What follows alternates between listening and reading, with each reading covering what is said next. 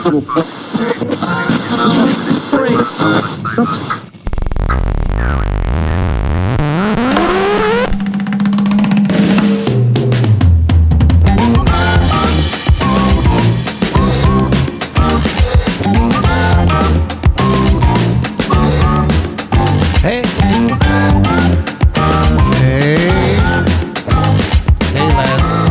Hey lads and ladies, how's it going? My name, Pierre Hulsebus. That's right, Pierre Hulsebus. I am here. Hey, turn that down a bit. Yeah, hey, how you doing? I hope you're doing great.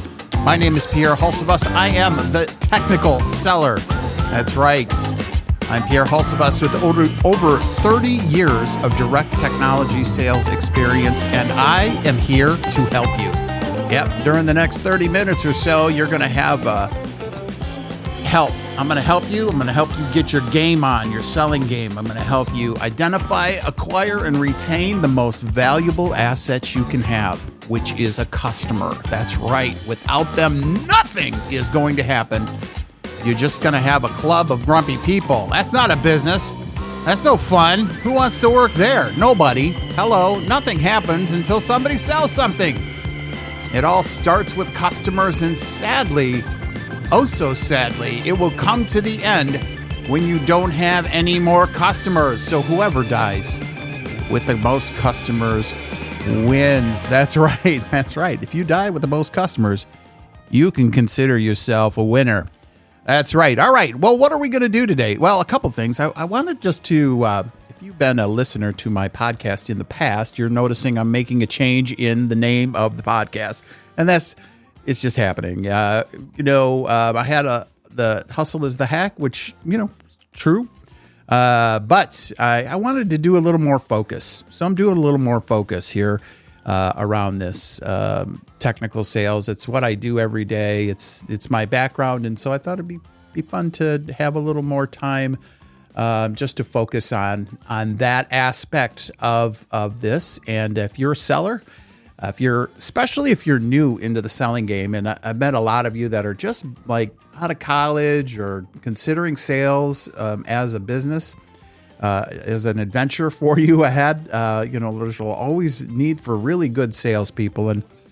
And so if you're starting out, I thought this would be a good way to start out. So if you're a seasoned veteran, if you're making $1 million in sales, Grant Cardone or Jordan Belfry, you don't need me. That's that. You're doing great by yourself. But if you are trying to start a business, if you are own a business and you're trying to do a better job at marketing and selling the products and services that your business has, well, guess what? This is for you. This is for you. I am dedicating this to you. All right. So what are we going to do in this right now? We're going to do two things today. We're going to talk about two important things. One of them is I'm going to give you a book to go out and take a peek at. And that's one thing. And then I'm also going to give you a topic that is relevant and current and just, important, relatively important to success, and part of, lessons that we've learned over the years, and, know, love, and understand. We've incorporated them into this. So today we're going to talk about the importance of having a plan to close every sale. That's right. We want to have an importance to unlock sales success, the importance of having a close plan, having a plan to close every sales call. And generally, so we're going to talk about that, closing sales and planning. Then we're going to talk about a book, and I'm going to hold the book out. It's, you got to stick around for this. It's actually a book from a friend of mine. I've got to meet him and spend some time with him, Paul Greenberg. And so I'm going to give you some insight onto his book and why it's such an important book for folks that are in the sales game. So first thing we're going to do, what are we going to do? I said what we're going to do. We're going to unlock sales success, the importance of having a plan to close every sales call. In general, it's a good idea to have a plan for how you will close a sale call before you go into the meeting. Having a clear idea of that goal before the call and plan how you're going to achieve it, that's going to help you stay focused and make the most of your time with that customer. Don't waste their time, right? And don't just make it up as you go along. I've seen so many folks that that do that, and you don't want to make it up as you go along, especially if you have a team of people that you're working with. And technical sellers often sell in pairs. We have a sales engineer often that's part of the sales process. We also, on the customer side, have people that are in the room that aren't just a single customer or the single person. We often have multiple people involved in a technical sale. You have engineering from the customer or the IT group or whatever that is. You have the technical buyer, and then you have the business decision maker. We like to call them the BDM and the TDM, the business decision maker and the technical decision maker. So you're going to have a bunch of people in the room, and maybe you might be the sales engineer, or you might be the salesperson, and we'll just call you the business salesperson, and we have the technical salesperson, right? So we've got 4 people minimum in most of these calls. So you better know when you walk into the door, because you want to give them an agenda. You're going to want to give them, and yourself, be prepared for what you're going to do. And so you don't want to go into that sales call without knowing how you're going to close the meeting. Now, you may have a few different ideas of how the meeting is going to close, but you want to know where you're going to go generally, not, again, making that up as you go along, whether that's directly at the end of the meeting, you're asking for the sale directly. We'll talk about different closing techniques later, but might be going right for the close. Often what you're doing is you're going to get into the what's next steps. What's the next thing to do? Technical sales often involves some sort of deployment or pilot or proof stage that you have to go through to show that the product or the solution that you're going to offer works for them. So with that said, you usually have a couple different ways that you're going to do it. So again, never go into that sales call without knowing how you're going to close the meeting. There are a few key things to consider, though, when you're developing that plan to close a sales call. First is know the product. It's important to obviously know the product and have an understanding of the product and the features and the benefit. This is going to allow you to effectively communicate the value of the product to the customer and address their questions or concerns that they're going to have. Understanding the customer's needs, of course, is so critical. It's also important to have a clear understanding of your customer's needs and what they're looking for in a product. So by aligning your product with the customer's needs, you're going to obviously make this really important, compelling case. So this is why this is important, to not just know your product and know your customer's needs, because that's what's going to help you close this meeting, because you're going to know how to connect those dots.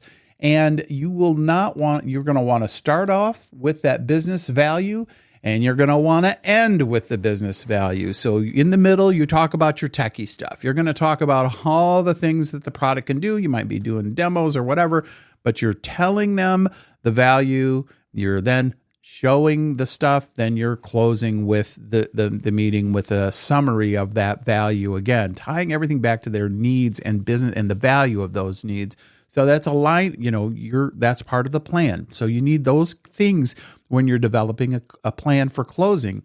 Now, that list of customer needs, you may need to know more information. So a follow-up item or an outcome of that call, closing for the next meeting. So that is a thing. So one is, you know the product and you're qualifying them on the product. That's one outcome of the meeting. That doesn't mean I got a sale. That just means I now know this product fits with this customer or this solution.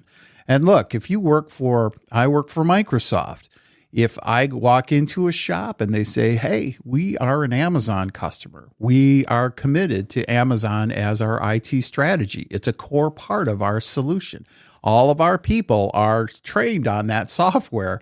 All the products that we have here are based on that. And if I'm coming in with a solution or a product that I'm connecting with that doesn't fit in their going I have done a really good job. I am now able to walk away from that sale politely and say, this might to our team and go, we're going to have a different plan, So closing the meeting might be This isn't working out for us. It's not a good match. We have qualified the customer away, and we're going to walk away from the sale. That's why we want to know our product and our market.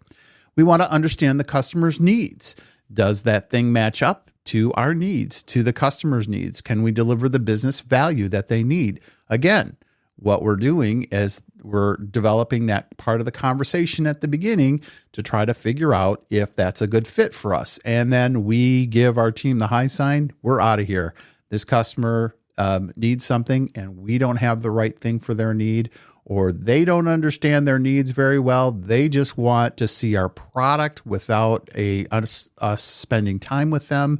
And, they're just going to maybe beat our competitors up with our proposal, and they're going to bait us in to have us do more work. And there's no hope of a sale here because we don't match their needs. This is an interesting thing. Once you gain experience into this, you actually are better able to tell a customer and qualify them on whether that product would work for them or not than they would, right? You know it right away with if it's a fit or not, like if there's an opportunity or not. And I'm not talking about having just happy eyes or happy ears and just go, oh, everybody needs our stuff. No, not everybody will be successful at deploying your stuff. And there's a difference. They may need something that you have to offer. But in the business of technology, it's not just do they have the need and do you have a product that will work. They also have to have the money to deploy it. They have to have a commitment to make it work for them. And you have to have a support organization that can support them. So we find out in the meeting, maybe the customer is going to deploy this in a place that I don't have support staff, or it's in a language we can't support. Again, I'm looking for ways often, just like the customer is, ways to disqualify. What are all the red flags in here? So identifying that customer need is an outcome of the meeting, right? I better understand the outcome of their needs. And so I'm walking away with a good, kind of qualification, a set of qualifications. I do not want to spend more time with the customer or with the prospect if it's not a good fit, right? Both the product or their needs. And there's just not alignment in there. If I'm your sales manager, it's like, let's move on. Let's move on to another, invite them to the golf outing next year, keep them on the mailing list, but we're not gonna spend a lot more time digging into the proposal stage and proof stage unless there's some big compelling interest in it. All right. So the other one that you can do is identifying the decision maker, right? So an outcome of that meeting about that sales call is, did I identify the decision makers? As I mentioned, there's several decision makers in a technical sale. There is the technical decision maker. Do I have that person identified? Is there a business decision maker? Who owns the business process that this IT spend or this technology is going to support? Do I know who that is? They're the users, so to speak, and the management staff around the users. Do I know who's going to write the check, right? Who's going to sign for this $1 million piece of equipment or $1 million piece of software? Do I know who that is? And you want to be able to put those on a piece of paper. Who is that? I want to name them by name. It's important to identify who the decision maker is and make sure you're speaking to them during the sales call using their language. This is the best way and help to ensure that you're able to effectively communicate the value of the product and move the sales process forward. If you don't know who's signing the check, then you're in trouble, right? You're in trouble. And this happens in techs all the time. Technology sales people get brought in through the IT department. The IT department does maybe have some budget approval, but often it's parts of the business that they're automating or parts of the business that they're touching. And ultimately, they're actually the decision makers, and IT just wants to block you and keep you away from that. So if I'm not talking to the business people, the business department that's being impacted by this technology, then it's no good. If I'm selling, like in the software business, if I'm selling business software like accounts payable and receivable software or check management, HR software, and I'm only talking to the IT group. I'm not talking to decision makers, right? I'm not talking to people that are actually going to use this or going to see the business value. If I'm just talking to this one happens all the time in selling tech. I'm just talking to the purchasing department. They got a committee. They issued an RFP, and it's just going to get scored. I'm just going to participate in this RFP process. So I'm just talking to purchasing. I'm not really actually talking to decision makers. And unless I understand who those decision makers are and I can bring some influence into that, it's probably not worth us doing the RFP. If there's, unless you've got some magic secret sauce, your chances of winning are just relatively random. The third one on this list here, fourth one, is to have a clear call to action. That's right. It's important to have a clear call to action at the end of the sales call, such as setting the follow-up meeting or asking for the sale. Like I mentioned, having that clear next step can help move the process forward. Obviously, that's going to increase the likelihood of making the sale. Overall, it's important to have a plan and prepare for closing that sales call in order to make the most of the time with the customer and increase the likelihood of making the sale. By understanding your product, the customer's needs, and the decision maker, and having a clear call to action, you can effectively communicate the value of the product and move the process forwards. Here's some good outcomes. Here's a couple good outcomes. One, hey, I get a sale. Woohoo! That's the ultimate goal, obviously, of a sales call. But rarely in technical sales are you going to make a sale on the first call or the second call. Sometimes it requires there's a sense of meetings and a sense of proof, and there's a process that the customer has to go through to acquire your stuff. And often what makes technical sales different than most every other sale is you need to have what we refer to as a proof stage. The customer needs to figure out, does this thing really work like they said? Whether that's a trial period, whether that is talking to customers like them that have done the same thing, doing a visit to that shop. It's you spending time building a demonstration for them, something like that. But so a sale is great, but often unlikely after the first meeting. There's often follow-up meetings. And so that's one of the ways that you can keep moving the ball forward. What is that follow-up meeting? Even if the customer isn't ready to the purchase right now, a good outcome is scheduling that follow-up meeting to continue the conversation, more discovery, more things that you find out. Like I was saying, I'm identifying the buyer. We're walking out of the meeting not knowing who the buyer is. So let's set a follow-up meeting to talk to the purchasing department and figure out who the buyer is. And that's important for us to get their understanding and get their feedback and input. This allows you to keep the sales process moving forward. And a big, big, big, big part of selling is the big mo. It is momentum, keeping the momentum thing going. So the other one is a better understanding of the customer's needs. Often discovery is lacking. We're not doing enough discovery. We're not asking enough questions. We're not going out on the customer shop floor. We're not going on the road with their technicians. We're not doing the ride-alongs, the things that we want to do to better understand their needs. So follow-ups can include, and learnings can be, a better understanding of their needs. A sales call can be a good opportunity to learn more about their needs and preferences. Listen to the customer, ask the questions. You gain better understanding of what they're looking for in the product, how the product meets their needs.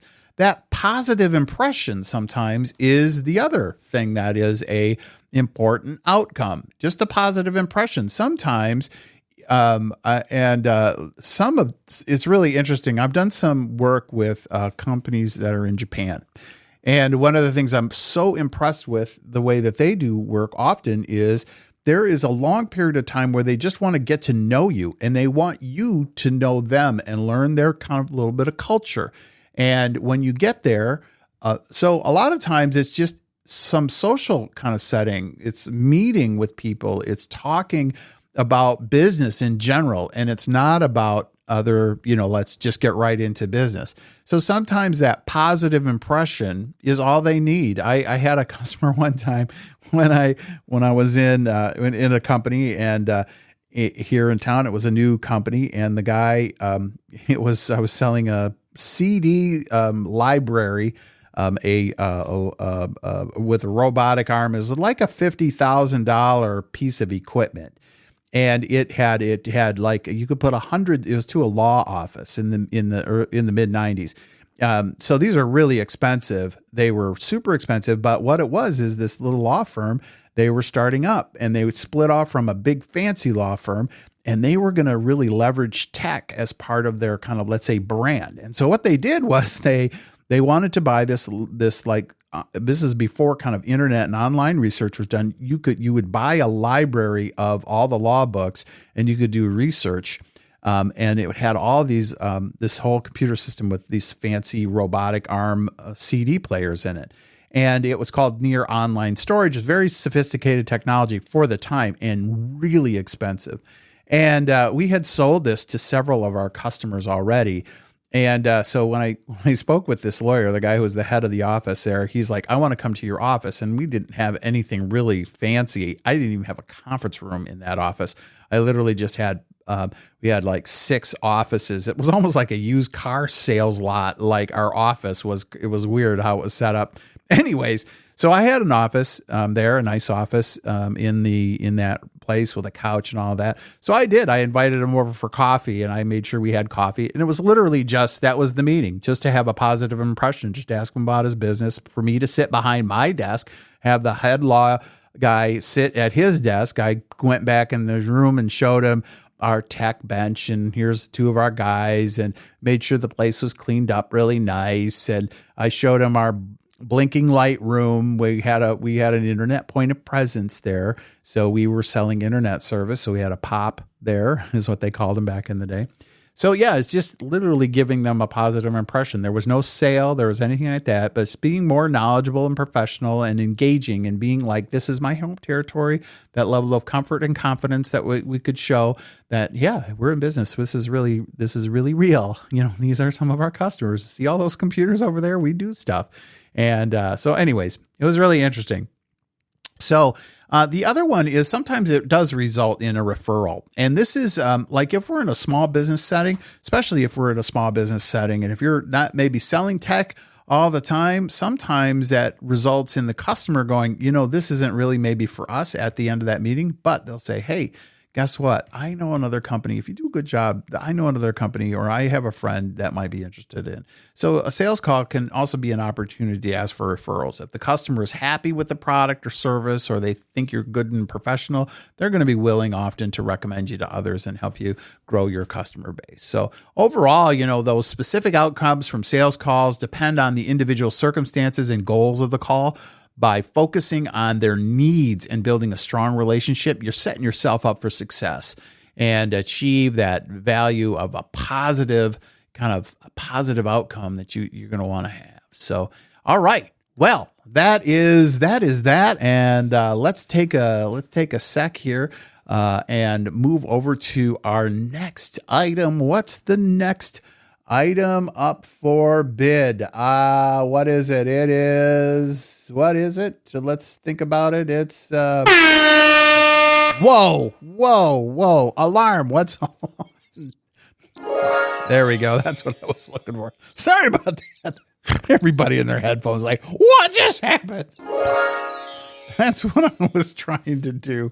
Anyways, all right. Now, what we want to talk about next, and as we close out the show here, the little moments we have together, we're going to talk about a great book. I've been doing these book reviews on kind of less book reviews and more, let's say, summaries and just kind of insights into the book and what they mean. I'm going to talk about a book that actually I've gotten to meet the author over the years. It's the book called The CRM at the Speed of Light, and it was published in 2001. Paul Greenberg, that's who the author is. He introduced several new customer, let's say, centricity business insights, focusing on how tech and customer focus could really help companies improve profitability by focusing on the customer relationship management as this kind of systematic business discipline, and to build systems to support the efforts. Okay, so what today we know as CRM in 2001 was kind of a brand new idea for a lot of companies. They didn't have systematic approach or a discipline around customer relationship management. How you did it was you just trained people to be nice to your customers, but you didn't have systems that kept track of customer satisfaction very well. The tech wasn't there yet for medium and like enterprise type.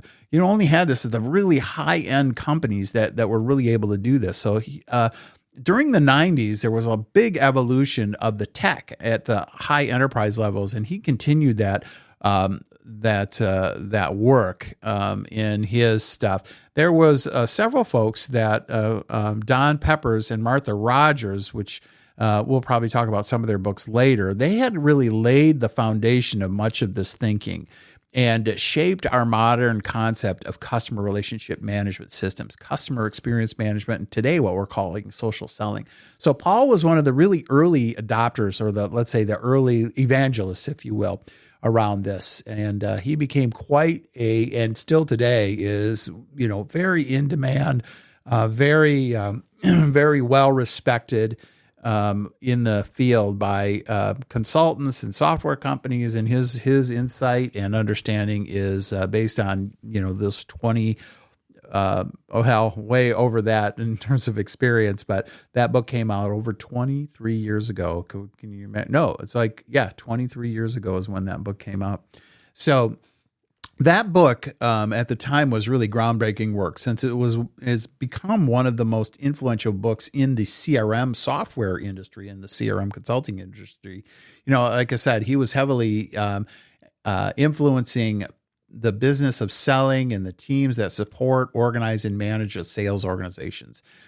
It was noted in the industry at the time, and he received a lot of accolades for this book. It was named one of the top 10 business books of the year by Amazon, named Book of the Year by Sales and Marketing Management magazine. It won the Best CRM Book Award from Search CRM, the top CRM book by CRM Magazines, the winner of the Best Business Book awarded from the Society for Technical Communications. Greenberg's argument is that the customer relationships are critical to business success, and that this can be achieved through the use of CRM. This assertion challenged the traditional business thinking, which often prioritized short-term gains over that long-term relationship building. Customers were more like a nuisance, if you will, back in the day. And so we look to cut costs and to lower the servicing and acquisition costs. And so the insight that was being gained by Paul and many other people in the industry at the time was by looking at successful companies. They're not doing it that way. They don't look at customers like an interruption to normal. Customers are the asset. That's the thing you want. The product, you can get different products, but if you don't have great customers that are loyal and buying the product, and overall revenue is not going to be achievable. So from selecting the appropriate solution to connecting it with other systems to educating the staff on how to use it, that book covered all the bases for a successful CRM rollout. So it was a hot industry at the time. It was really starting. That's when I got my start in CRM consulting. And so this became a Bible for so many of us that kind of, let's say, cut our teeth back then. Greenberg in that book gives away a lot of the measurements and effectiveness for making those continuous changes to a CRM system by drawing on, real world examples of successful deployments and the use of CRM in different industries. He started noticing kind of the difference between the way you would put CRM systems in, let's say, pharmaceutical sales would be kind of different than the way that you would do it, let's say, if I was selling heavy equipment or something like that. The book stands out from others because of the importance it places on tech. So if you're in the tech sales and the tech field, he drew the two together. And Greenberg discusses how the business could also use social media and mobile devices and analytical tools to better connect with customers. So the tech was really the thing that was fascinating to him. He indicated that, at the time, and so today, of course, we're like, of course, well, this is common knowledge. Well, at the time, it wasn't common knowledge. And he was really a prophet, if you will. A lot of people call him the godfather of CRM because this book was so influential. CRM is not just a one-time project. It's an ongoing process of continuous improvement and refinement. That's what he said. In today's world, he also said, customers demand more than just good products and services. They want a personalized experience that reflects their individual needs and preferences. He broke it down into 7 different sections. One is just understanding CRM, like that kind of executive summary at the time. A lot of people didn't know what CRM meant. That CRM framework, what's the plan for implementing a CRM system at a company, defining that experience, selecting the appropriate tack, determining the level of how you achieve success. Paul was an early guy in getting into, and he talked about this in one of the chapters, kind of section number 3, the social customer. That explored the whole impact that social media has had on customer interactions. And, think about it, 2001, this is before Amazon, or like when Amazon was first starting to come out. And he had posited theories early on, listening to him at different conferences. And it wasn't really until, 2008, 2009, where a lot of research was really being done, like good methodical research. And the insight evolved over the years, but I've heard him speak on this topic many times. He highlights the research into customer trust. According to Edelman's Barometer of Trust, customers began trusting online reviews more than expert opinions around 2009, 2010. That shift in trust can be attributed to the rise of social media and the increasing availability of customer reviews on websites like Yelp and Amazon and TripAdvisor. That trend continued to grow, and today online reviews are really the most influential factor in a customer's decision-making process, especially in the business-to-consumer space. And he indicated that based on the new data, B2B selling organizations really need to leverage customer relationship tech to improve their customer relationships with customers and enhance the customer's experience. CRM systems, he was indicating, help businesses keep track of customer interactions, analyze the data, and then really help personalize that communication. That goes back to that Peppers and Rogers, called one-to-one selling.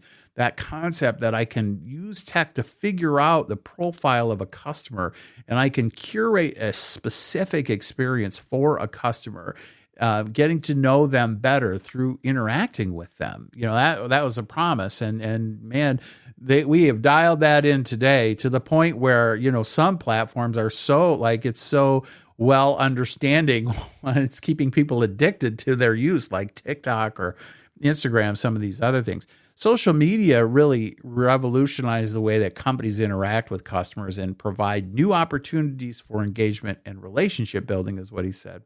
So yeah, he was a really interesting observer of the impact of social in this business decision-making and CRM systems. Now, he also broke it down, which I really appreciated because that was where my space was, CRM in the enterprise. He explored how customer relationship management can be applied to an enterprise level. So that was the other part that was really interesting. A lot of companies were not having a problem doing, very personalized connections because small shops know their customers by name, and repeatability and loyalty is gained almost at an emotional and personal level.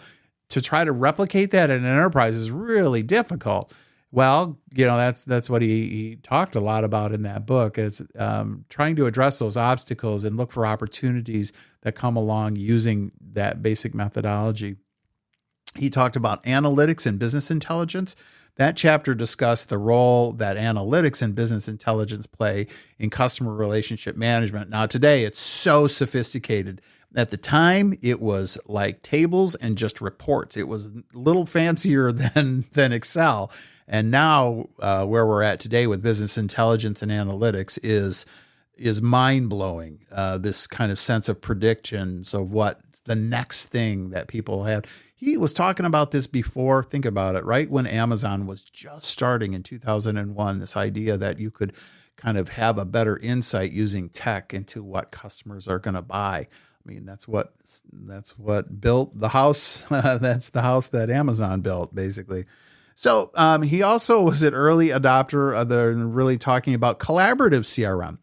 the importance of collaboration in customer relationships, which is so critical, right? That key element that we have customers calling in, and we have customers that are sold products, and then later on they call and they have that service experience, or they go into the front of the store, the bank, let's say the teller, and they just got a mortgage from the guy down the 3 cubicles down and just spent $500,000 on a house, and the bank teller has no idea how to treat them, doesn't look at them, looks at their bank deposit and says, they don't have a big deposit, so they aren't very nice to them.